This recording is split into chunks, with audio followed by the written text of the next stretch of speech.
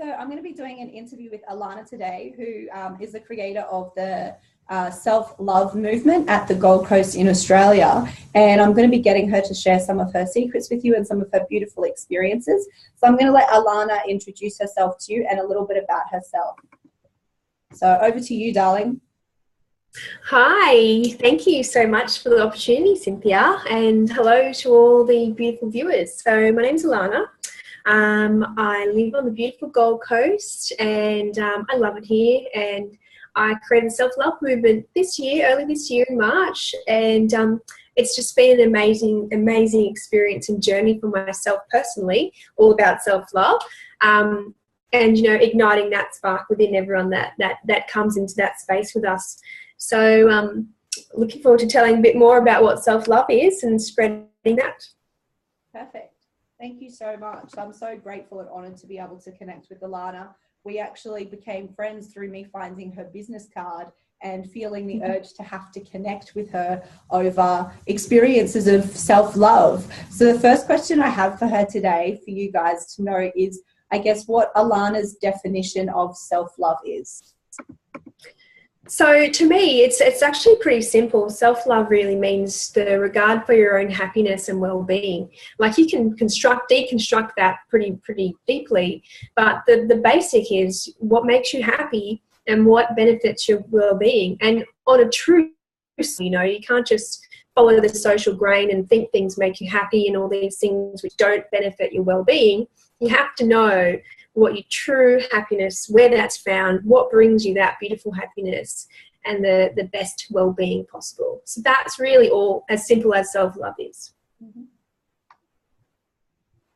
Perfect. I totally agree. And yeah, it's something that's so powerful in my experience as well. And being able to really take responsibility and then being able to share that love with everybody else.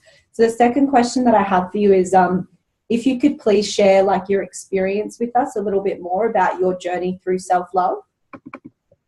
Totally. So it began really from going through the teenage life of, you know, the negative self-talk or the image that you didn't really love and you know, trying to fit in socially, following that social grain and conditioning from society and all those things, which, you know, everyone goes through.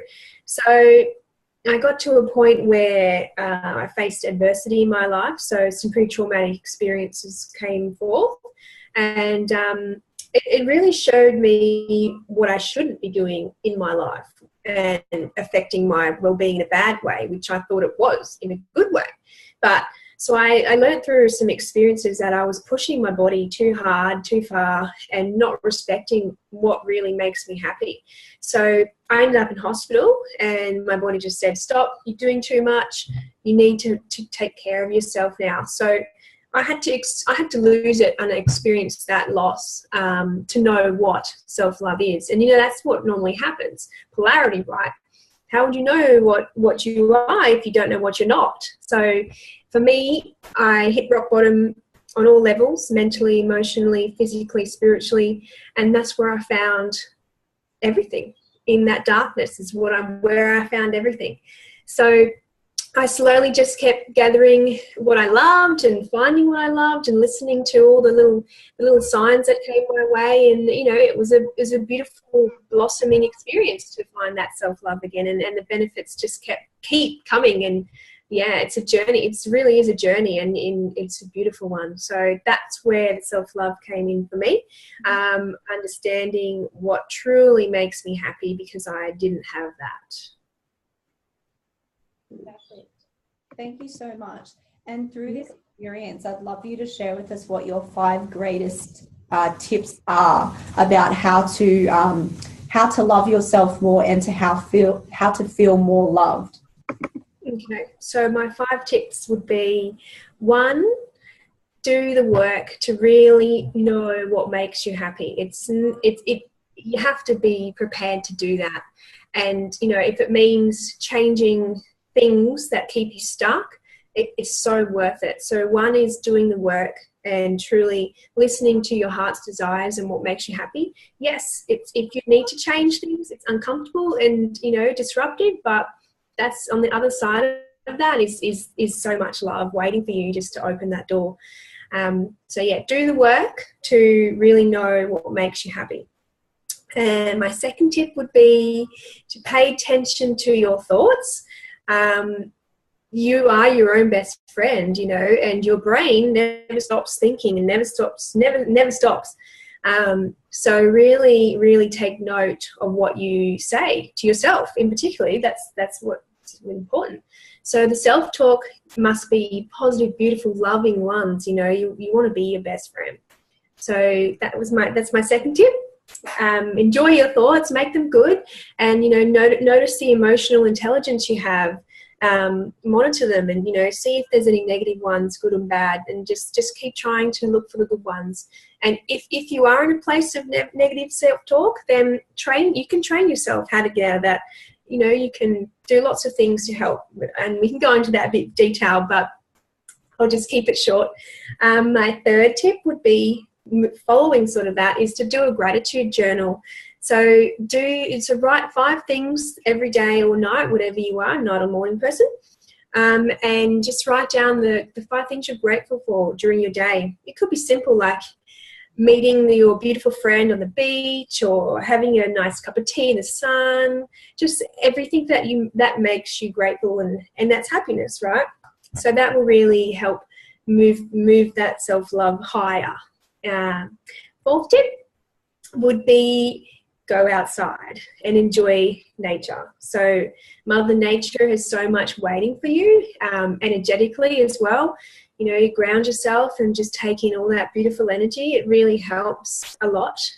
It's my morning routine. It's kind of like a meditation in a way. I go to the beach and I walk on the sand and I listen to the noises, and it's just such a beautiful practice to have in your day, and it just really helps me to love life and myself so much more. And number 5 would be to give lots of love, but to also receive lots of love, and know if you're balanced. So if you're unbalanced, everything obviously doesn't work right. So the more you give, the more you receive, but you've got to be open to it. So try being as loving as possible to yourself, to your friends, to your animals, to everyone around you, and also just feel that you are worthy of receiving that back. So pay attention to your balance there, and watch it flow. Perfect. Thank you so much. Those are totally amazing tips. So we're going to be able to get so much out of that. And my final question for Alana today would be, is just if there's anything else that you would like to share with us about self-love. So what I would like to share is just do the work, you know, do the work on yourself every day. It does take work. It does take practice. It shouldn't be hard though. It should be, the rewards are so good, and that's what makes the journey amazing.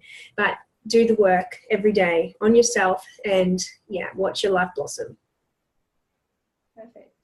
Thank you so much. Well, thank you all guys for tuning in, and I hope that you have an amazing self-loving day. Peace, love and light to all of you, and feel free to say bye to everyone, Alana. Bye, and thank you so much for sharing this with me too.